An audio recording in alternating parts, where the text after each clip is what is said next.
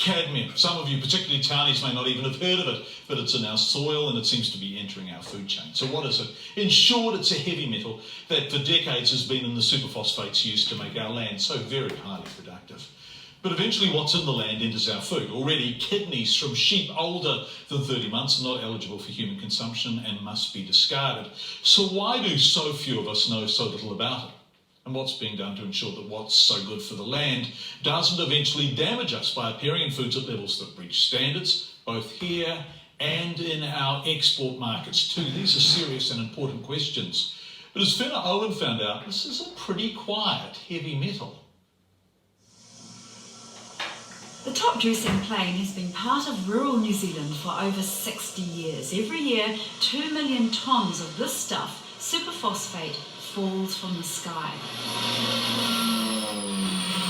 In the 50s, top dressing was promoted as the way to wealth for the country and the farmers themselves. I'll soon be running twice the number of sheep up here. You know, it's wonderful what top dressing has done for the hill country. But back then, we didn't know what the effects of top dressing would be 6 decades down the track. Like Australia, we got our superphosphate from Nauru, but of all phosphate sources, the Nauruan fertiliser had the highest content of a highly toxic metal called cadmium. So what is it? Soil scientist Dr. Chris Anderson. Cadmium, it is an element. It is, we can't create it, we can't destroy it. It's regarded by many people as a heavy metal. And so it's inadvertently got into the soil, and now no one wants to mention it because it's so much a part of our economy. It's always the threat of what it will do to our economy, so we're supposed to just put up with it and keep quiet about it. Cadmium is in rechargeable batteries, yellow paint pigment and cigarette smoke, but it wasn't until the 60s we saw its effects in the food chain. In Japanese rice fields downstream from a mine, villagers suffered, many fatally, with kidney failure and bone softening. That was at extremely high levels, but how concerned should we be about the 30 to 40 tonnes of cadmium still dropped on our land every year, and that there is now a link between cadmium and cancer? Environmental chemist and cadmium expert Dr. Nick Kim. It is a known human carcinogen, so it can cause cancer or contribute to cancers. So because some cancers come about as a result of estrogen getting out of whack, cadmium has been implicated as possible causative agent in breast cancer and testicular cancer. So how might we be exposed to cadmium now there's 5 times more of it in our environment than there was 60 years ago? The highest level of cadmium is in traditional dairying areas like the Waikato, Taranaki and the Bay of Plenty. It bypasses milk where it's at safe, barely detectable levels, but it's taken up by animals and accumulates, as it does with humans, in the liver and kidneys. The levels of cadmium in New Zealand animal organs was found to be too high for our trading partners. And that caused a response, and that's when we started to see trade sanctions put in place. And we had different international markets going, hang on, this offal was contaminated, we're concerned about it, we're not going to import it. So now only liver and kidney from sheep and cattle younger than 2.5 years is exported and sold to us here. Soon we'll tell you what happens to the tonnes of offal with the cadmium that doesn't make the grade. In New Zealand, the group with the highest level of cadmium in their systems, apart from smokers, are vegetarians, and that's because the cadmium is soaked up from the soil into leafy greens and into root vegetables like potatoes, carrots, onions and turnips, and also into wheat.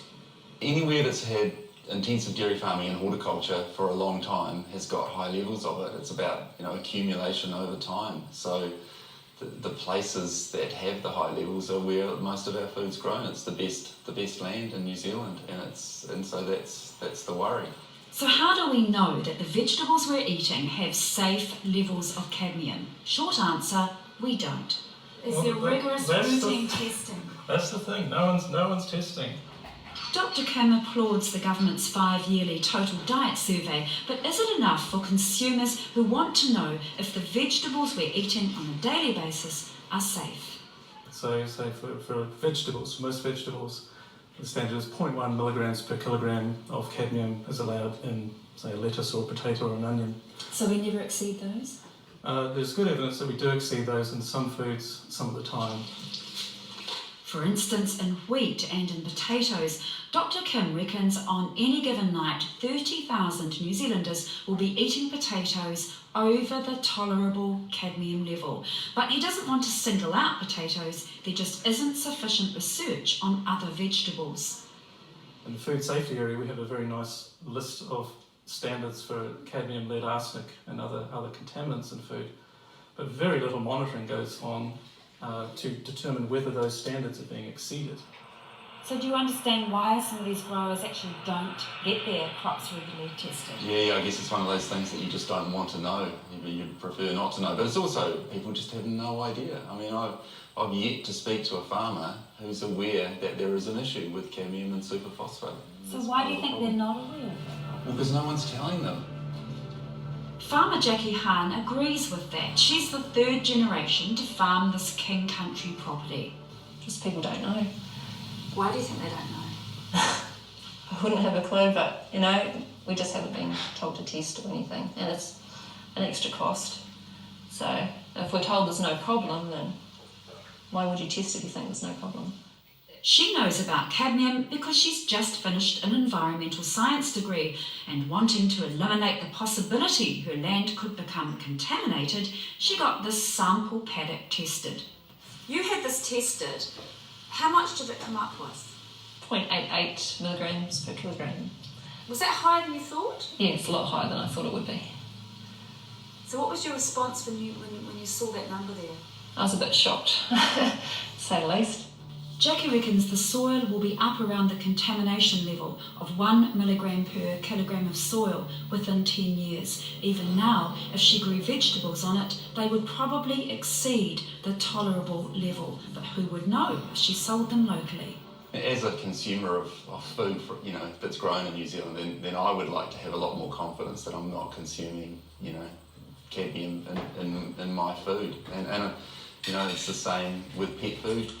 Pet food. Back to the higher cadmium organs which can't be sold. The meat industry has confirmed to us that they're used for things like blood and bone and pet food. There is potential for effects on pets from that, yeah, and again, I don't think anyone's done any work on that. Just as there has been no sort of New Zealand work on the environmental impacts. 2 years ago, the government formally confronted the cadmium problem and drew up a national cadmium strategy. It's headed at the Primary Industries Ministry by Dr. Gerard Riss. At this stage, we don't believe it is a concern in terms of the soil levels, but it is a long-term issue. So we have to keep an eye on it, and that's the reason that that we've put in place a cadmium management strategy, which has got all the key sector people involved in it, including the fertiliser industry. No environmentalists, though?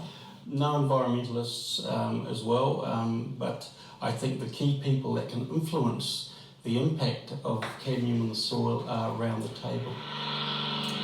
To their credit, fertiliser companies have voluntarily dropped their cadmium levels. Dr. Kim reckons the level needs to be 4 times as low to make a difference, and it should be set in legislation. Well, let's introduce a standard that sets maximum levels for heavy metals in fertilisers. Sounds like a good idea? Could be done. It's just kind of an experiment. Jackie's growing turnips on her higher cadmium paddocks, not for consumption, to try and soak up the cadmium. Although some farms in the neighbouring Waikato have already reached the cadmium threshold, Jackie urges farmers to confront it. But if you don't know what your level is, you don't know where you are, so just get on to it, guys. But for many farmers, there's just too much to lose in confronting cadmium on their properties. Apart from the expense of testing, there's the loss of potential markets, organic certification, and the big one, which is looming, how high cadmium is going to affect our land values. That'll be the land that's contaminated. It's about food security. It's about our future, our children's future, growing food off the land. Going on with a really important story, shot by Billy Wepu and edited by Marcel Weister. Coming up, surely someone in Christchurch can help this mother find a short-term home for her 50-year-old autistic